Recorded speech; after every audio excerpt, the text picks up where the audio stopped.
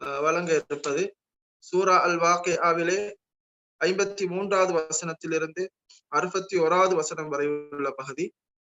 ஹதீஸ் இலக்கம் 6. قال رسول الله صلى الله عليه وسلم لا يؤمن أحدكم حتى أكون أحب إليه من والده وولده والناس أجمعين. அல்லாஹ்வின் தூதர் ஸல்லல்லாஹு அலைஹி வஸல்லம் கூறினார்கள், உங்களில் ஒருவருக்கு அவரது தந்தை, பிள்ளை மற்றும் அனைத்து மனிதர்களை விடவும் நான் மிக விருப்பத்துக்குரியவராக ஆகும் வரை அவர் முழுமையான இறை நம்பிக்கையாளராக மாட்டார். நூல் புகாரி. துஆ, நபிமார்கள் கூறிய துஆக்கள் இருந்து நாங்கள் வழங்கி கொண்டிருக்கிறோம். அதன் அடிப்படையில் ரப்பனா தகப்பல் மின்னா இன்னக அன்த ஸமீஉல் அலீம் வதுப் அலைனா இன்னக அன்த தவ்வாபுர் ரஹீம். பொருள், என் இறைவனே, எங்களிடம் இருந்து இப்பணியை ஏற்றுக்கொள்வாயாக. நிச்சயமாக நீயே யாவற்றையும் கேட்பவனாகவும் அறிபவனாகவும் இருக்கின்றாய். எங்களை கருணையுடன் நோக்கி எங்கள் பிழைகளை மன்னிப்பாயாக. நிச்சயமாக நீயே மன்னிப்போனும் அளவிலா அன்புடையவனாகவும் இருக்கின்றாய் என்று சொல்லக்கூடிய இந்த துஆ. நாங்கள் வழங்குகின்ற இந்த ஹதீஸ்கள், அதே போன்ற துஆக்கள், இவைகள் எங்களுடைய வாழ்க்கையில் பிரயோசனம் அளிக்கக்கூடியதாக இருக்க வேண்டும் என்ற அமைப்பிலே நாங்கள் சிறுவர்களுக்கு மரணம் செய்ய வைக்கின்றோம். அதன் அடிப்படையிலே நாம் வழங்கி இருக்கின்ற இந்த ஹதீஸ் முக்கியமான ஈமானுடைய ஒரு அம்சத்தை கூறக்கூடிய ஒரு ஹதீஸா இருக்கின்றது. அதுதான் நபி ஸல்லல்லாஹு அலைஹி வஸல்லம் கூறினார்கள், உங்களில் ஒருவர் நான் அவரிடத்திலே அவருடைய பிள்ளைகள், அவருடைய தந்தை, பிள்ளைகள் எல்லா மனிதர்களை விடவும் மிகவும் விருப்பத்திற்குரியவராக ஆகும் வரை அவர் ஈமான் கொண்டவராக மாட்டார். அப்ப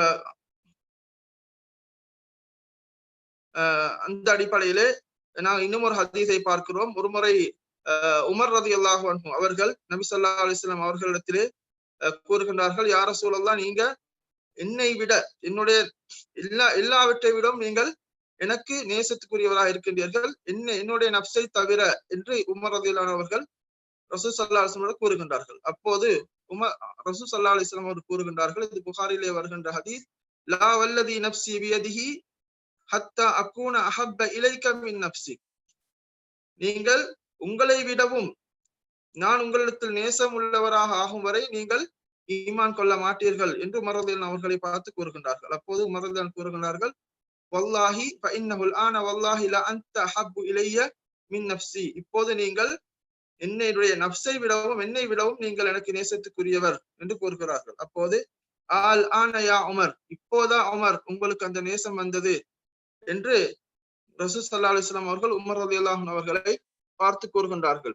எனவே நபி ஸல்லல்லாஹு அலைஹி வஸல்லம் அவர்களை நேசம் கொள்வது என்பது மிகவும் ஈமானிலே முக்கியமான ஒரு அம்சமாக இருக்கின்றது. எனவே நபி ஸல்லல்லாஹு அலைஹி வஸல்லம் அவர்களுடைய நேசத்தை எங்களுடைய பிள்ளைகள் உள்ளங்களிலே நாங்கள் வளர்க்க வேண்டும். அது எங்களுடைய பிள்ளைகளிலே எதிர்வருகின்ற எங்களுடைய சந்ததியர்களே நபி ஸல்லல்லாஹு அலைஹி வஸல்லம் அவர்களுடைய நேசம் எங்களிடத்திலும் எங்களுடைய பிள்ளைகளிடத்திலும் ஆணி போன்று பதிந்திருக்க வேண்டும். அதுதான் நபி ஸல்லல்லாஹு அலைஹி வஸல்லம் அவர்களை பின்பற்றுவதற்கு, இஸ்லாத்தை சரியான முறையிலே கடைபிடிப்பதற்கு அவர்களுக்கு ஒரு உந்து சக்தியாக இருக்கும் என்கின்ற விடயத்தை நாங்கள் விளங்கிக் கொள்ள வேண்டும். அடுத்ததாக நாங்கள் வழங்கி இருக்கின்ற இந்த ஹதீஸ், நாங்கள் வழங்கியிருக்கின்ற இந்த துஆ, ரப்பனா தகப்பல் மின்னா இன்னக அன்த ஸமீஉல் அலீம் வதுப் அலைனா இன்னக அன்த தவ்வாபுர் ரஹீம். நபி இப்ராஹிம் அலைஹிஸ்ஸலாம் அவர்களும் அதே போன்று நபி இஸ்மாயில் அலைஹிஸ்ஸலாம் அவர்களும் கஅபாவை கட்டிவிட்டு அவர்கள் கேட்ட துஆ. எனவே நாங்கள் இந்த துஆவிலே படிக்க வேண்டிய முக்கியமான விடயம், குறிப்பாக நபிமார்கள் கேட்ட துஆவிலே எங்களுக்கு நிறைய படிப்பினைகள் இருக்கின்றன. அதிலும் அவர்கள் துஆ கேட்கின்ற அந்த ஒழுக்கத்தை பாருங்கள். நாங்கள் ஒரு நல்லமலை செய்துவிட்டு நாங்கள் இஹ்லாஸோடு செய்ய வேண்டும்.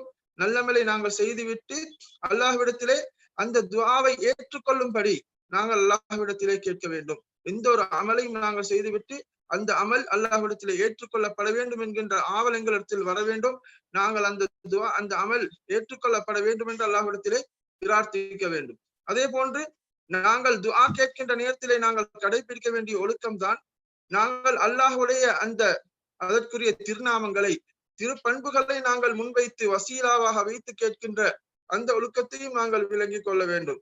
இந்த இடத்திலே இறைவனை எங்களை பொருந்திக் கொள்வாயாக, எங்களுடைய அமலை ஏற்றுக்கொள்வாயாக என்று கூறிவிட்டு, நீ மிகவும் நீ யாவற்றையும் கேட்பவனாகவும் நன்கறிபவனாகவும் இருக்கின்றாய் என்கின்ற அந்த சமீஉல் அலீம் என்று சொல்லக்கூடிய அந்த பண்பை அங்கு குறிப்பிடுகின்றார்கள். அதே போன்று வதுபு அலைனா, இறைவனே எங்களுடைய பாவங்களை மன்னிப்பாயாக, இன்னக அன்த தவ்வாபுர் ரஹீம், நீ பாவங்களை மன்னிக்க கூடியவனாகவும் கருணையுடையவனாகவும் இருக்கின்றாய் என்று அதன் நபிமார்கள் அல்லாஹுடைய அந்த பண்புகளை குறிப்பிட்டு அவர்கள் அல்லாஹ்விடத்திலே பிரார்த்திக்கின்றார்கள். எனவே இந்த துஆக்களை நாங்கள் மரணம் செய்து நாங்கள் எங்களுடைய துஆக்களிலே நாங்கள் கேட்பதோடு நபிமார்கள் அந்த துஆவிலே எங்களுக்கு கற்றுத்தந்திருக்கின்ற அந்த ஒழுக்கங்களையும் நாங்கள் கடைபிடித்து எங்களுடைய துஆக்களிலே நாங்கள் அவைகளை சேர்த்திக் கொள்வதற்கு அல்லாஹு தஆலா எம் அனைவருக்கும் அருள் புரிவானாக. وآخر دعوانا أن الحمد لله رب العالمين.